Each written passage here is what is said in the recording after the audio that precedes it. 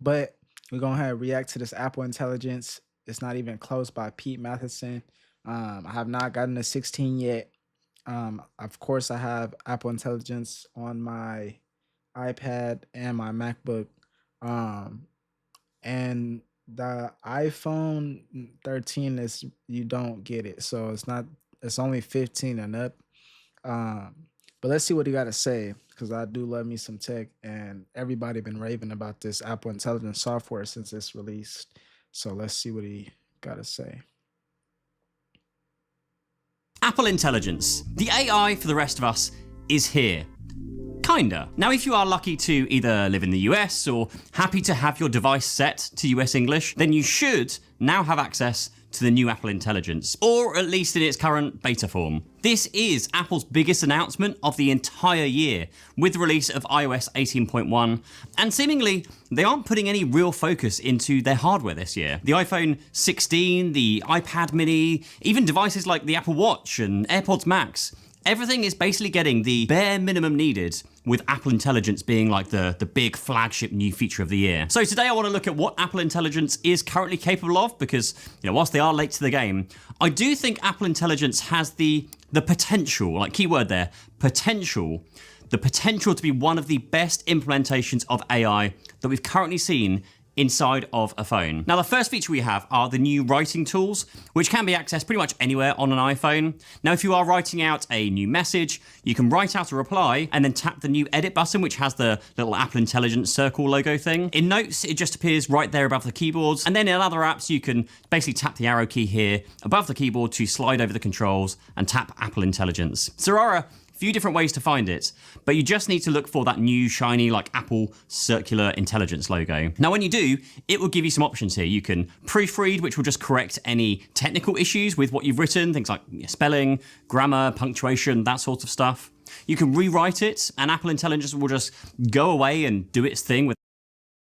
Honestly, I think this is a really good tool, especially when you're writing emails via mobile device or the Mac, because everyone, especially in the corporate America world, is at a consistent fast rate of pace and trying to get things done in an orderly fashion with consistent performance. So a tool that you can use to help you rewrite something that you wrote quickly. Maybe you wanted to write an email before you hopped out to go to lunch or whatnot, and you want to schedule to send it or you want to send it right away. A platform that can rewrite it quickly and make it sound more scholarly, or I guess you can say more professional, excuse me, in my opinion, is very, very good. Um, I I don't think this is the Chat GPT function yet. I'm sure he will get to that in this video, but I've used Chat GPT and it's done outstanding for me in my opinion. So if this, I know they are integrated chat, they have integrated Chat GPT into the iOS 18. I'm not sure if this is it, but if it is, he'll explain it. But in my opinion, I think this is really, really good because everyone in today, if you watching right now or if you watching this video after it's uploaded, um, uses their phones consistently almost 24 hours a day. So this is a really good tool. Asking anything. You can also choose to rewrite it in a friendly or professional or concise manner. And there are also some shortcuts down the bottom to move what you've written into a table, maybe a list, key points, or a shorter summary. Siri is one of the biggest upgrades this year though, now with a new glowing animation which goes around the edge of your screen. You trigger it by just saying Siri, you don't have to say like the Hey Siri thing anymore. Or you can double tap the bottom of your phone now to bring up a keyboard to type your response to Siri instead of using your voice. Now when using Siri with your voice, it actually has been updated so you can use like much richer language. So you don't have to, when people know they're talking to AI, they change their responses to be like more robotic. Hello and welcome to the Flatline. Where do you require your one-bedroom flat? Brighton. Brighton. You require a one-bedroom house in Bedford. Ah. But you can now say things like, set an alarm for, set a timer for 10 minutes. Actually, make that 5. Now, the one I've been most impressed with, though, is when adding calendar That feature is so good, bro, because I mean, as of lately, I haven't been using Siri, but bro, Siri will slaughter your command. Look, look, look, look, look. I didn't even say it. I guess that's part of, I don't even know what version of iOS I have.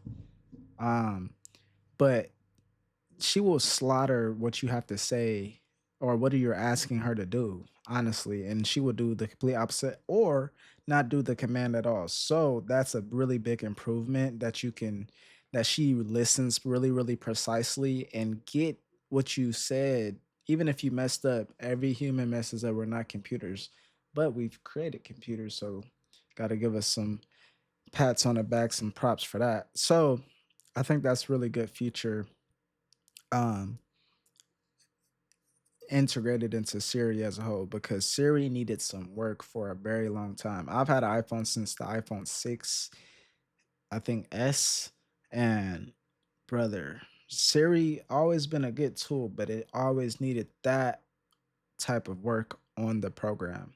So that is huge for Apple. appointments. I'm getting a tattoo tomorrow at 2 p.m. Can you add it to my calendar, please? Oh, actually, sorry, it's not tomorrow. It's next Monday at 2 p.m. It has more contextual awareness and memory, so you can ask it one question and then a follow-up question or, instruction. Wouldn't it be crazy if you could create voiceovers that sound like A raspy old man. A young teenage girl. Or a guy with a instruction without having to remind it what you were talking about. Now, over in Mail, there's a new summarize button if you ever receive a really long email and just want a quick overview. Plus, in the preview now, you'll see Apple Intelligence getting to work with a summary of that email instead of the usual first few lines of an email. Now, this only seems to work for emails that are long enough to summarize. Like, I get a few notification emails come through that don't get a summary because they're not really long enough to summarize, just in case you're wondering why you aren't seeing the little kind of summary icon next to some of your emails. There is also a toggle switch at the top now to show the high priority emails first. Again, Apple Intelligence will try and identify emails which are, perhaps time sensitive and bring them to the top of your inbox for you to reply to first. Now, next up, we have smart replies, which you can get in Mail and Messages, although this doesn't seem to extend to third-party apps, or at least not any of the apps that I'm using yet. I imagine that will kind of come with time. And smart replies will use AI to pre-write a few suggested responses to those messages or to those emails that you've received. So generally speaking, with one tap, you'll have a reply that's mostly written that you can just send. Now, those of you who have followed my channel for a while know that I have this obsession with anything magnetic when it comes to phone cases and accessories. And Moft, who kindly agreed to sponsor this video, have just launched their latest product, which combines a tripod and a wallet, which I recently took with me to Berlin, and it is really, really nice. It's made from this really soft Movas material, which is a really nice feeling.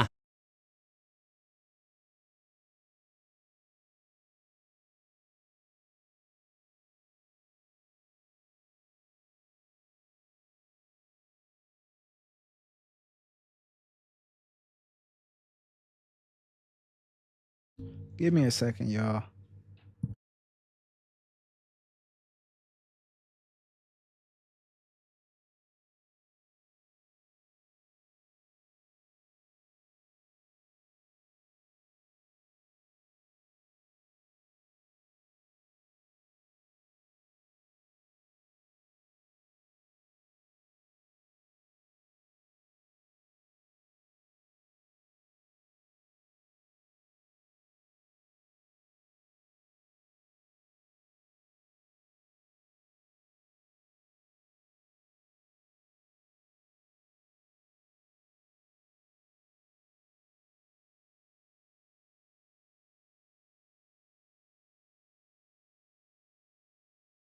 My bad, y'all. Let's get back into the vid. They have matching cases with a proper cutout for the new camera control button, and even an invisible clear case version. And they all attach so nicely to the tripod wallet, which combines a wallet, a stand, and a tripod all in one. And for someone who is traveling quite a lot recently, having all sorts of these floating modes, which you can use with more than 30 angles in 3 different modes, you can literally use it to vlog if that's something you do, along with being able to have up to 2 cards in here to pay contactlessly without needing to remove anything. and the rest of the time, it folds away to be super slim and compact. Now, I've actually found it really convenient whilst working at my desk, whilst I'm on the go and traveling away, being able to just prop my phone up to keep an eye on the notifications, or even FaceTime my wife and kids without, needing to physically hold the phone. So if you are interested in either the case or the tripod wallet, I'll have them linked down below in the description. Then we have some updates to photos where you can create a memory movie, they're calling it, by asking it to do something like, Christmas with family and friends, or cars over the last 5 years with some rock music. And it will go through your library, pick photos, pick out videos, and put together even a suitable music track, which you can also prompt it to do. And you can really ask it to do anything here. Like if you want to include specific memories or moments or people, then that also works too. And that also leads on into generally searching your library as well. Like if you want to find all photos of your cat from 2023 or me playing drums. But just be aware that these searches can take time to complete. Like I've been running the beta version of Apple Intelligence for a while now, and it's been at least a week since I've installed the last update, and it still tells me that it's not showing all of the results yet because it needs time to index and analyze my library. So just be aware of that. And then one more for images. We've seen this before on the Pixels and other Android devices, but being able to clean up your photos and images by just scribbling on people or scribbling on objects, and they'll be then removed from the photo, which is actually pretty impressive. A very cool feature that I'm actually glad has made its way into the iPhone this year with the latest iOS 18 update is the ability to record, summarize and transcribe audio, be it on phone calls or even inside apps like Notes. So when on a call, you just tap this new button on the top left and start recording. It will play a short message to let them know that they're being recorded. Although, if you do this whilst navigating through one of those, automatic menu systems, the caller won't hear it because the automatic menu system will hear it. And now you can kind of record the entire conversation, both sides, without them knowing about it. Record both sides and have it transcribed word for word, and then have it summarized for you as well. So that's a pretty cool feature. This is such a good feature to have if you're, maybe having a sensitive discussion, or, you're speaking to someone or a company and you want to get proof that they actually said something when they may then refuse it all later on. So yeah, really, really useful feature there. And similarly in Notes, you can insert a new voice recording, which can also then be transcribed and summarized too. Now, one of the best features, in my opinion though, are the summarized notifications. Rather than having to deal with this, huge list of notifications from the same app, now you can just see a very high level summary of everything from that same stack and then decide if you're... I like that. It's pretty good at that now, but I'm sure it's more precise. And it has the different types of apps. It mostly groups now the certain apps that you use, the activity, but I like that. Pretty good. to see more and drill down and read the individual notifications, or just swipe away the whole stack because it's not important. And this then flows down a little bit further too. Now, one of the ones that I haven't seen many people talk about is a setting under focus mode that then uses AI to intelligently allow through certain notifications only if it thinks they're important. Now, what's classed as important, of course, is very important. Now, from my experience, it's been mostly time-sensitive things like a message from someone saying if you're free to talk now, or a delivery app saying the delivery will be arriving soon, like those sorts of things. But it has been a really nice way to just, clean up your notifications whilst you are in a focus mode, such as, at work, where you just don't want to be spammed by all the general day-to-day notifications. But there are still a lot of features to come, ones that are still missing from this release of Apple Intelligence. There's no cross-app contextual awareness with being able to say, add this information to this person's contact card, or send the email I just drafted to Hudson. You can't say, make this photo pop. It just seems to take a screenshot at the moment. And things like enhance this photo, then just think you want to switch the phone off. There's no ChatGPT integration, no generative images from a sketch or Genmojis if people want to use those. And that full image playground thing that was teased, Apple Intelligence just really has a long way to go still. And in terms of my real world experience, navigate. I'm sure they have a lot of these features ready to go. I think they just more so want to be careful on how they release these things, making sure they have the right ordinances and regulation on these things, and also just making sure everything has, it's always going to be some type of bug, but making sure for the most part it isn't any, harmful bugs to the software or, to the user experience as a whole. So I understand, bro, because Apple is the biggest company in the world as far as this tech, and one of the biggest companies, if not, the biggest as far as this business in general. So I totally understand their approach on their rollout for this Apple Intelligence. And like you have to get people excited for a product. So what they were just not gonna tease any of these things in the keynote, like they have to get you excited to buy a product that you can use in the future. And they're not going to be releasing phones as often. So, they have to find different ways to get the users and consumers to upgrade their phones over time, especially in a quickly evolving world of tech. For me is horrendous, like 99% of the time. Now, of course, big caveat here. I'm in the UK with a Step into Wix Studio, the platform for agencies and enterprises, and turn website layouts into an art form. phone set to US English, running beta software. We say beta over here, not beta, but yeah, flame me in the comments if you want. So that's a big caveat. But I cannot use Siri in my car to reliably navigate anywhere if I actually know the place name. Navigate to Waterlooville Air Rifle Club. Navigate to Coldie's Mansion.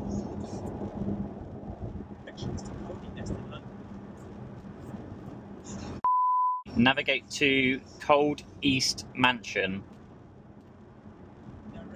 Now, if I don't know the name, then it's far more accurate, like navigate to the nearest Domino's Pizza. That works. And I've also found that for many voice commands in my car, it just gives me a standard response of, well, I can't do that whilst you're driving. But where it fails much of the time, it also wins fairly big too. Siri, send Hudson a WhatsApp message to tell him I'm on my way. Send it to Hudson Warren. I'm on my way.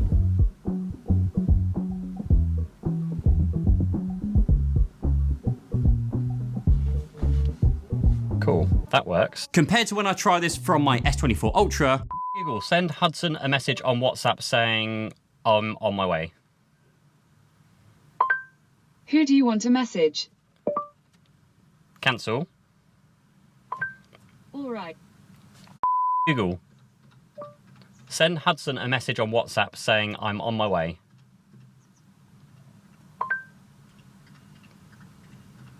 Who do you want to message? Google, you better integrate Gemini. Got some work to do. Hudson. Who do you want to message? Hudson. It knows it. It spells your name properly. And it still doesn't send Who it. do you want to message? Yeah, there we go. That's enough. Because Google Gemini, even though it's available, doesn't work in the car. And this is where Apple Intelligence strengths seem to be at the moment. Like sending messages, managing your calendar, adding reminders and tasks. Like all of these things seem to be much easier and quicker and way more natural with this new update. But like I said, a lot of missing features still. And I actually still feel that many others might be way ahead of where Apple are. Google, I'm going to CES in 2025. Find me flights from London to Las Vegas around then with a 3-day return round trip. No early morning flights, and make sure they are all direct flights. I found a few round-trip flights from London to Las Vegas, departing on January 23rd. And that is just the tip of the iceberg. Actually, maybe let me know down in the comments down below. Do you want to see a similar video with Google Gemini just to see what you can do with that? And maybe you can compare it to, or maybe I can compare it to Apple Intelligence. So yeah, they definitely have some catching up to do. But if you are watching this video with a brand new iPhone 16 and want to get the most from the dynamic islands, then check out this video and I'll see you in the next one. Bye-bye. That was a good video. We definitely gonna watch that later. I cannot wait till I get This is what you're 16. I might as well upgrade to that instead of the 15. We're gonna go ahead and add this to our watch later. But that will be it as far as us reacting.